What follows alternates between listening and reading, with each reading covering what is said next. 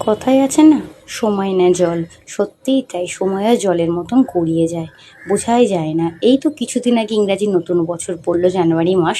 দেখতে দেখতে আবার এপ্রিল মাস পড়ে গেল, বাংলার নতুন বছরও পড়ে গেল। যাই হোক, এইভাবে তো দিনগুলো কেটে যায়, ব্যস্ততার মধ্যে দিয়ে আমরা কেউই বুঝতে পারি না। আবার দেখতে দেখতে পুজোও চলে আসবে। আর পুজো আসা মানে 5টা দিন যে কিভাবে চোখের সামনে দিয়ে কেটে যায় বোঝাই যায় না আনন্দের মাধ্যমে। আর আজকে সকালবেলা উঠে সমস্ত কাজকর্ম সেরে নিচ্ছি, কাঁচা ধোয়াগুলো করলাম। হঠাৎ করেই দেখছি আবার আকাশটাও মেঘলা মেঘলা করছে। এদিকে আজকে বৃহস্পতিবার, নিরামিষ রান্না আছে। আজকে নিরামিষ রান্না বলে ভাবলাম ধোঁকা করবো আজকে। রান্না বান্না চলছে এদিকে।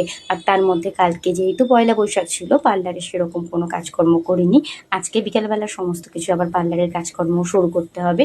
তাই জন্য সকাল থেকে উঠে রান্না বান্না করে সমস্ত কিছু সেরে নিচ্ছি কাজ। সকাল থেকে বেলা এইভাবেই কেটে গেল।